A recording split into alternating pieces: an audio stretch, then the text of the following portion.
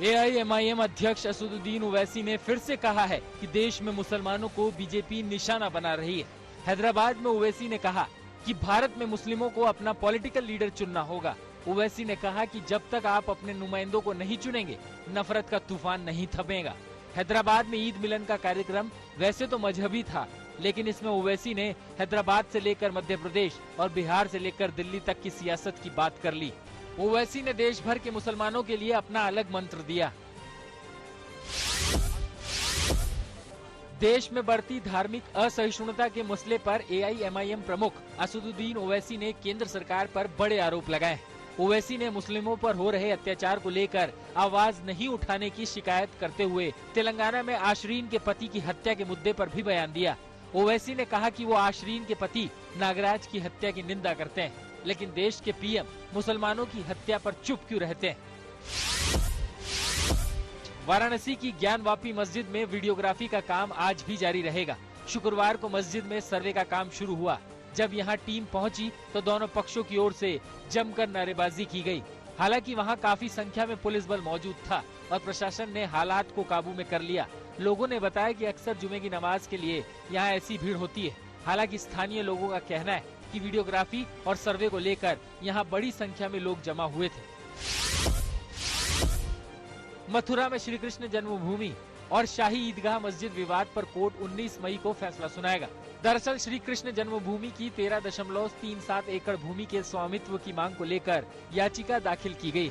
याचिका में श्री कृष्ण जन्मभूमि में बनी शाही ईदगाह मस्जिद को हटाने की भी मांग की गई है। इसके साथ ही याचिका में अदालत की निगरानी में विवादित जगह की खुदाई करने की भी मांग की गई। बिहार के मुख्यमंत्री नीतीश कुमार ने चुनावी रणनीतिकार प्रशांत किशोर पर पलटवार किया है। नीतीश कुमार ने कहा है कि बिहार में पिछले 15 साल में कितना विकास हुआ है, ये सबको पता है।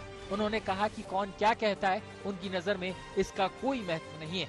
प्रशांत किशोर के आरोपों पर जब शुक्रवार को नीतीश कुमार से सवाल पूछा गया तो उन्होंने कहा कि प्रशांत किशोर क्या कहते हैं, इसका उनकी नजर में कोई महत्व नहीं है। नीतीश के पलटवार के बाद प्रशांत किशोर ने ट्वीट किया कि सत्य ये है कि 30 साल के लालू नीतीश के राज में बिहार सबसे गरीब राज्य बना है। झारखंड समेत देश के कई राज्यों में ईडी की छापेमारी के दौरान IAS अफसर पूजा सिंघल के करीबियों के घर से भारी कैश मिला है। IAS अफसर के CA के घर से करीब 20 करोड़ कैश बरामद हुआ है। पूजा सिंघल झारखंड में खनन और उद्योग विभाग की सचिव है। ईडी की इस कार्रवाई के बीच मुख्यमंत्री हेमंत सोरेन ने कहा कि हम डरने वाले नहीं हैं। दिल्ली में कोरोना के केस लगातार बढ़ रहे हैं। बीते 24 घंटे में दिल्ली में कोरोना के 1600 से ज्यादा केस आए। शुक्रवार को राजधानी में कोरोना के 1656 नए केस मिले। हालांकि इस दौरान एक की मौत हुई है। दिल्ली में कोरोना के एक्टिव केस 6096 हो गए।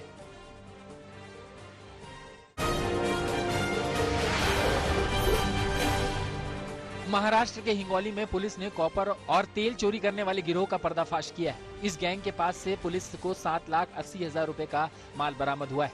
इसी गिरोह ने हाल ही में सेनगांव के नाजिक सोलर प्लांट से कॉपर और तेल चोरी की वारदात की थी। इस गिरोह ने इस तरह कई वारदात की हैं, जिनके बारे में पुलिस इनसे पूछताछ कर रही है।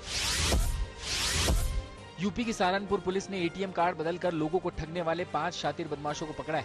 ये पांचों एक अंतर्राज्यीय गिरोह के सदस्य हैं, जिनके पास से पुलिस को 7 ATM कार्ड, 3 कार, 1 बाइक और करीब 40,000 रुपए बरामद हुए हैं। पुलिस इस गिरोह के खिलाफ सख्त अभियान भी चला रही थी। ये गिरोह हिमाचल प्रदेश, उत्तराखंड, उत्तर प्रदेश में एक्टिव था। फरीदाबाद पुलिस ने साइबर ठगी करने वाले गिरोह के 8 सदस्यों को पकड़ा है। इस गिरोह में 2 नाइजीरिया और 1 घाना का नागरिक है। ये साइबर ठग अब तक 1,500 से ज्यादा लोगों को अपना शिकार बना चुके हैं। इस गिरोह ने पूरे देश में अपना जाल फैलाया हुआ है। पुलिस की शुरुआती तफ्तीश में पता चला है कि साइबर ठगों ने लोगों से अब तक करीब 25 करोड़ से ज्यादा रकम ठगी है।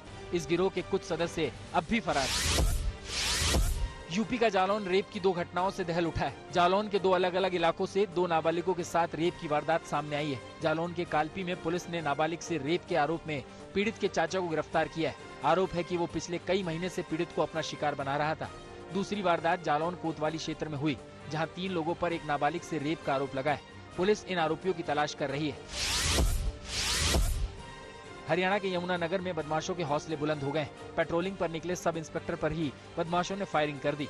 सब इंस्पेक्टर सतीश कंबोज ने बस स्टैंड के पास बिना नंबर प्लेट वाली बाइक और 2 नकाबपोशों को देखा तो पूछताछ के लिए रोका। पुलिस कर्मियों को आता देख बदमाशों ने भागने की कोशिश की। पीछा करने के दौरान बदमाशों ने रुकने के बजाय पुलिस कर्मी पर ही बंदूक से 2 फायर कर दिए। सब इंस्पेक्टर सतीश को 2 गोलियां लगी हैं, जिससे वो घायल हो गए। दोनों बदमाश फरार हो गए। मध्य प्रदेश के दमोह में दिन दहाड़े 3 नकाबपोश बदमाशों ने लूट की वारदात की। बिना नंबर प्लेट वाली बाइक पर सवार बदमाशों ने बैंक से निकल रहे एक शख्स से करीब 1.5 लाख रुपए लूट लिए। लूट की ये पूरी वारदात सीसीटीवी कैमरे में कैद हो गई है। पुलिस सीसीटीवी के आधार पर इस मामले की जांच कर रही है। यूपी के सीतापुर में जमीन को लेकर चल रही रंजिश की वजह से 2 पक्षों में मारपीट हो गई। लाठी डंडों और पत्थरबाजी के दौरान फायरिंग भी हुई। गांव शाहपुर सुल्तानपुर में हुए इस हंगामे का वीडियो वायरल होने के बाद पुलिस एक्टिव हुई।